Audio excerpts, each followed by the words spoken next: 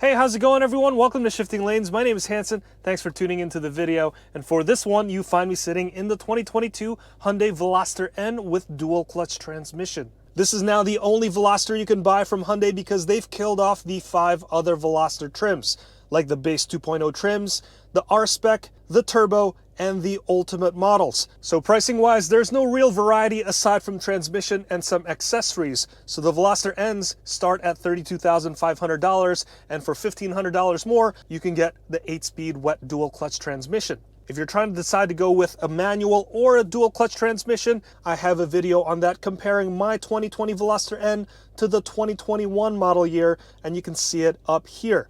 My takeaway is that they are both great in their own ways. And in 2022, the Veloster N is still the best hot hatch you can get for your US dollar, given the performance, the features, and also the warranty. You won't find a hot hatch that's more fun to drive and as raw as the Veloster N. This has a 2-liter turbocharged 4-cylinder engine cranking out 275 horsepower and 260 pound-feet of torque. This being the DCT model, you also get the NGS or N-Grin shift. It's an overboost function, so the turbo will be allowed to generate more boost for a short amount of time to give you 7% more peak torque. So it bumps it up to 278 pound-feet. NGS is only available 20 seconds at a time, and it recharges in about 3 minutes. So it sort of gives you that feel of nitrous mode in a video game. And when you press NGS, a couple of different things happen. The transmission bumps down a couple of gears, the exhaust roars to life, it builds lots of boost, and when you put the hammer down, it just blasts forward. And that exhaust is such a delight. It pops and burbles, and there's no other car in the $30,000 range that produces a sound this good. Lift off. You hear that bonus. I love that pop and crackle.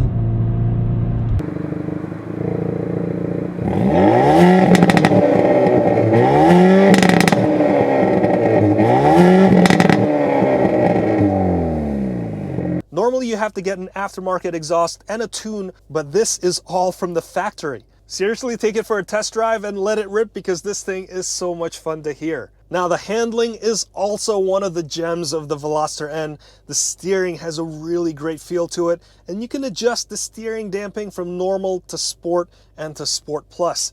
This steers and drives like a performance car. There's no numbness, and I just love the responsiveness of it. The suspension is another gem. Just like the steering, you can adjust the stiffness from normal all the way to Sport Plus. And you could do that when you go into custom mode. You hit custom, and then you're presented with this G-meter style adjustment for all the different aspects of the car. So for suspension, I could take it from soft all the way to sport and up to Sport Plus. I like to keep it in the normal mode because it's the most comfortable for me, but if you want to dial it up, it makes it even stiffer, up to the point where it can be really uncomfortable unless you're on a really nicely paved road. In fact, there's lots of things about this car that can be dialed up or down, like the engine, the electronic stability control, the exhaust sound, the limited slip differential, and the transmission. That's why custom mode is my favorite mode to drive in, because I like to have the engine and transmission operate at the most aggressive levels while having the steering and the suspension at the softest levels. This is my ideal mode of daily driving. Now feature-wise, this Veloster N has a good amount of stuff packed in as well to make it into a great daily driver. The infotainment system is serviceable. It doesn't have the biggest screen, but it does have Apple CarPlay and Android Auto, and it's also the perfect size screen for using your backup camera. The seats on the Veloster N is one of the best performance seats from the factory, and I just love the bolsters on it. It locks you in that optimal seating position, and also the N on that seat lights up at night. Is it gimmicky?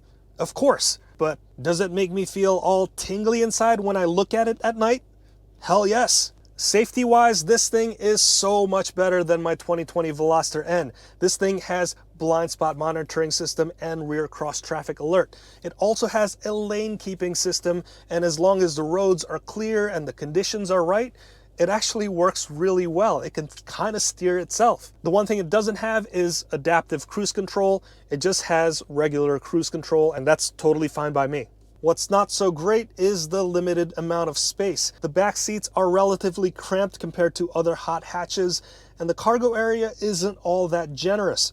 The 3-door idea is cool, but when you have 4 or 5 people, it will be cramped. If anyone's claustrophobic, do not put them behind the driver's seat. I also don't care about the generous portions of cheaper plastics, but it kind of adds to that raw feeling of the Veloster N. It reminds me so much of my old Mitsubishi Evo 9.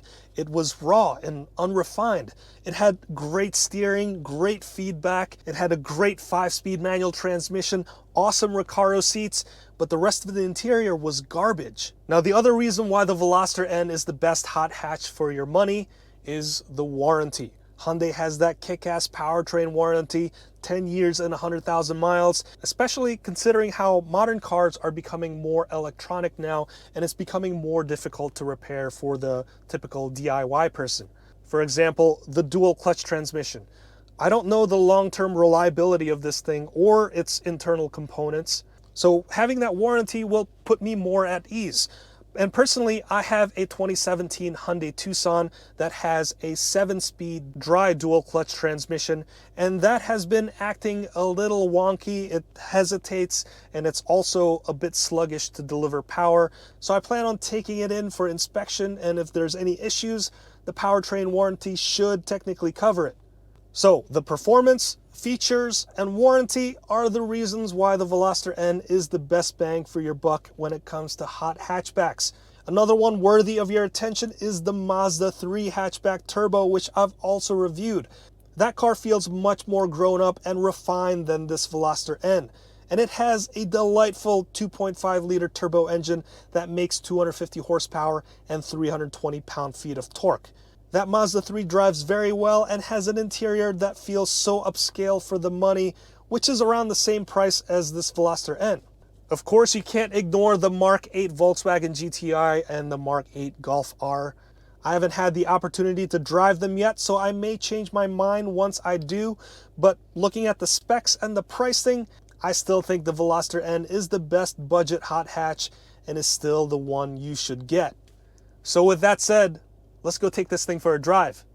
All right, so let's play around with all the different settings. Currently, I'm in N mode, so everything is cranked up to Sport Plus. Your engine has the best response. Your steering is at the stiffest setting. Your suspension is also very firm, and everything is just to the max. So if we dial it down a back, starting with steering, let's go into custom mode.